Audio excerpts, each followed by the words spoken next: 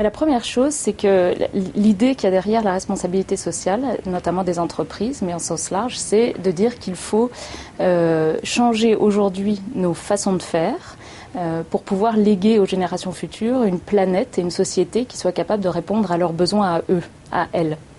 Donc la première chose, c'est il y a un certain nombre de nouveaux enjeux qu'on connaît très bien aujourd'hui et qui s'amplifient pour certains. Et l'idée, c'est de répondre à ces enjeux et notamment, je pense au changement climatique, évidemment, à la raréfaction de l'eau, mais aussi à l'éducation, à la santé, à l'accès à l'emploi, évidemment. Donc toutes ces notions qui sont comprises dans la définition de responsabilité sociale. Donc les objectifs de la responsabilité sociale, quand on l'applique aux organisations, c'est d'abord de se dire qu'il faut un bon équilibre entre l'ensemble des dimensions écologiques, donc environnementales, économiques et sociales. Et tout ça dans un cadre de gouvernance qui permette à l'entreprise d'atteindre ses objectifs. Donc quand on parle de performance économique, c'est d'abord, évidemment, il n'y a pas de survie d'entreprise ou d'organisation sans rentabilité ou au moins bonne gestion économique. Donc ça, quand même une des premières responsabilités de l'entreprise, c'est de générer des profits. Une autre, c'est aussi d'apporter une valeur économique à la société, ou en tout cas peut-être déjà par des filières de création d'emplois, des filières d'achat, des développements de partenaires d'affaires. Donc ça, c'est la contribution qu'elle peut avoir au niveau économique. Ensuite, il y a sa responsabilité au niveau sociétal ou social. D'abord, elle doit développer ses employés parce qu'il n'y a pas de performance d'entreprise sans que les employés soient un minimum motivés, mobilisés et puis qu'ils aient les compétences nécessaires. Donc, on parle aussi de bien-être ou de santé globale au travail. On parle aussi de la capacité de l'entreprise, de l'organisation à apporter une valeur sociale autour d'elle. Donc, que ce soit on parlait tout à l'heure de création d'emplois à l'extérieur chez des fournisseurs éventuellement, mais aussi des initiatives qu'elle peut avoir au niveau local pour améliorer la qualité de vie des communautés, enfin que sais-je, des choses qui sont en tout cas qui rentrent dans ses compétences et dans sa zone géographique souvent. Et puis on parle aussi de responsabilité environnementale. Évidemment, l'entreprise ou l'organisation dépend des ressources qu'elle consomme. Et c'est surtout vrai pour les entreprises industrielles, mais c'est vrai aussi pour des entreprises de services. Mais si l'entreprise veut continuer, elle doit évidemment préserver ses ressources naturelles parce qu'elle en a besoin pour continuer à vivre. Et puis en plus, il n'y a pas de société saine sans environnement sain. Donc si elle veut pouvoir continuer à apporter une valeur ajoutée à la société, avoir des employés en bonne santé, elle a une responsabilité aussi vis-à-vis de ses impacts environnementaux. Donc je dirais qu'un équilibre, évidemment, ce ne sera jamais complètement équilibré dans l'ensemble des décisions qu'on prend, mais chaque décision doit viser à répondre à ses objectifs. En quoi ces grands enjeux touchent-ils le travail des professionnels en ressources humaines?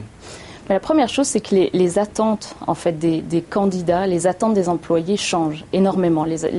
On le sait aujourd'hui, les candidats regardent les rapports de responsabilité sociale ou de développement durable des entreprises, ils regardent les sites web, ils regardent ce que font les entreprises dans ces domaines-là. Et les employés également ont des attentes bien plus importantes vis-à-vis de leur employeur, notamment sur les aspects de gestion de l'environnement. Donc ça, c'est la première chose. On sait qu'il y a une carence en main-d'œuvre qui s'annonce, qui commence à être déjà présente, mais qui s'annonce de plus en plus. Donc déjà, rien que ça sont des facteurs qui doivent aussi faire prendre conscience que il faut changer un petit peu les façons de faire, il faut améliorer la réputation employeur, tout ça évidemment en développant de bonnes pratiques. Il y a des choses qu'on voit moins, qui relèvent par exemple de la santé environnementale ou de la sécurité environnementale. C'est-à-dire que quand on sait que, par exemple, les maladies respiratoires augmentent, donc des employés dont les enfants ont de l'asthme, etc., tombent malades à cause de ces facteurs-là, c'est autant de stress, autant de journées de travail perdues. Et les gens qui développent des maladies liées à l'environnement arrivent avec ces maladies-là dans l'entreprise. Donc forcément, les DRH vont être obligés de gérer ces aspects-là. Évidemment, quand il y a des tempêtes, des facteurs climatiques extrêmes, que ce soit ici par des tempêtes de neige répétées, que ce soit à l'étranger par des cyclones, etc., c'est aussi du stress, c'est des dommages sur les propriétés privées, c'est des journées de travail perdues. Donc c'est des choses qu'on évalue moins bien aujourd'hui, pas encore beaucoup aujourd'hui, mais qui vont être de plus en plus présentes dans l'entreprise. Par exemple, un autre exemple, c'est de voir est-ce que les employés vont encore longtemps accepter de travailler dans des bureaux qui ont par exemple été rénovés avec de la peinture très toxique, avec des cols toxiques, etc. Il y a aussi cet enjeu de santé au travail qui est de plus en plus documenté et sur lequel les employés vont être de plus en plus exigeants. Il y a un autre point aussi qui commence, qui est aujourd'hui encore assez souple, mais qui va devenir de plus en plus évident, c'est les métiers qui changent. Il y a un certain nombre de secteurs industriels dans lesquels les métiers, il y a des métiers qui vont disparaître et puis il y a des métiers nouveaux qui vont se créer et des compétences qui vont changer. Par exemple, dans l'énergie, c'est sûr que tout ce qui est technologie des énergies alternatives augmente à une vitesse assez phénoménale. Donc ça, ce sont de nouvelles compétences. Évidemment, le transport est un secteur en grande mutation avec le transport plus écologique, c'est-à-dire le train, le bateau, etc. Donc il y a des secteurs qui changent beaucoup et les DRH vont être obligés d'accompagner ce changement-là, de recruter de nouvelles personnes, d'accompagner les personnes qui ont des compétences qui ne sont plus adaptées au marché, de les aider à changer. Ça, c'est des choses qu'on voit moins. Et puis, c'est évident que les DRH, en tant que partenaires d'affaires, doivent connaître ces grandes tendances, ces changements-là, pour aider leurs gestionnaires à évoluer, aussi bien dans leur évolution personnelle que dans leur évolution en termes d'organisation.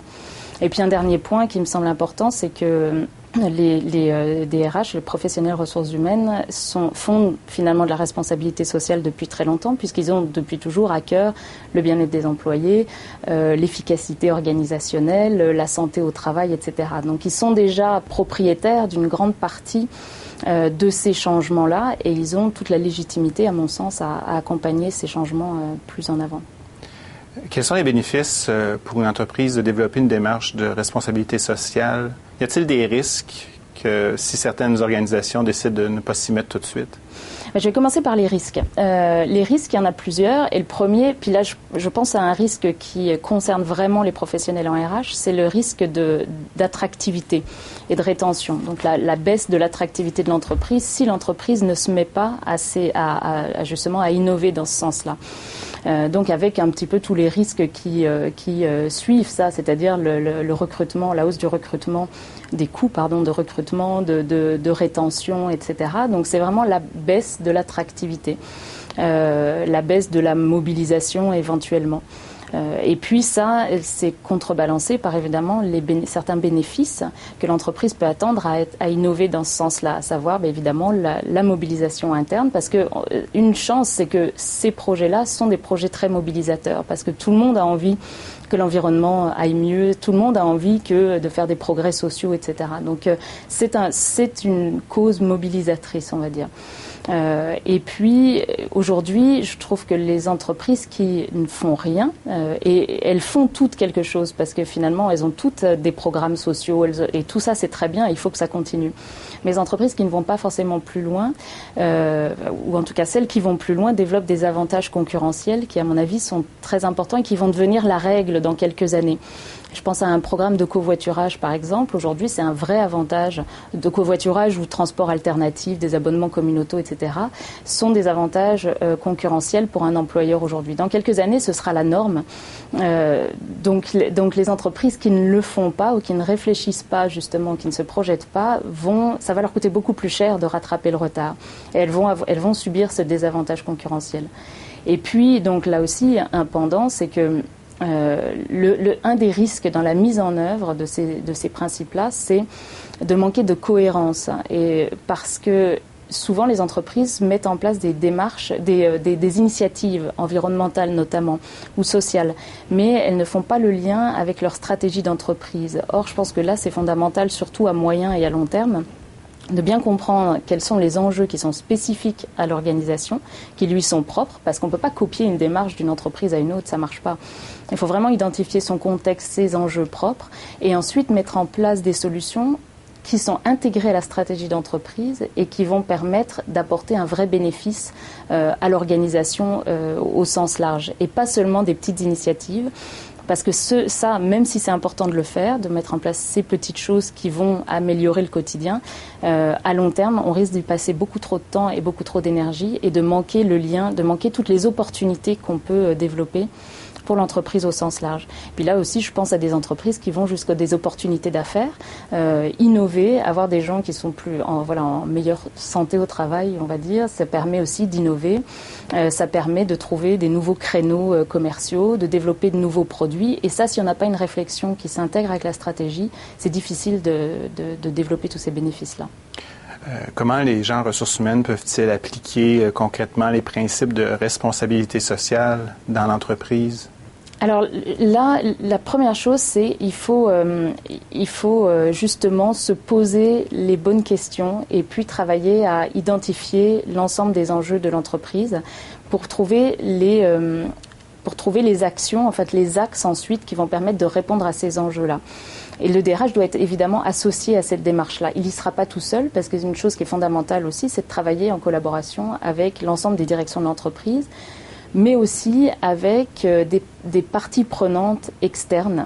Un DRH, aussi bien on peut avoir un groupe de parties prenantes externes qui va travailler avec les différentes directions de l'entreprise sur l'ensemble des enjeux de l'entreprise, mais le DRH, lui, peut aussi travailler avec ses parties prenantes ressources humaines, qui vont être par exemple des universités, des études, des jeunes diplômés, des bureaux de placement, etc., pour lui bien comprendre ce que sont les attentes de ces gens-là, et ensuite y répondre au mieux.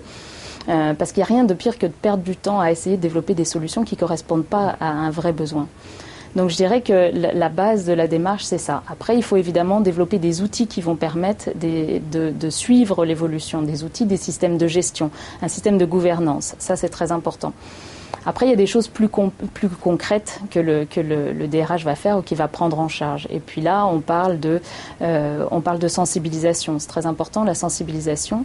Il doit sensibiliser ses employés, évidemment, mais il doit aussi sensibiliser ses fournisseurs éventuellement. Il doit sensibiliser ses prestataires de services, ses clients, etc. Et pas seulement sur ce que fait l'entreprise, ce que l'entreprise fait de bien, etc., parce qu'on peut vite tomber dans l'excès de communication, mais aussi sur la responsabilité de chacun et puis ce qu'on doit faire ensemble pour faire avancer le sujet.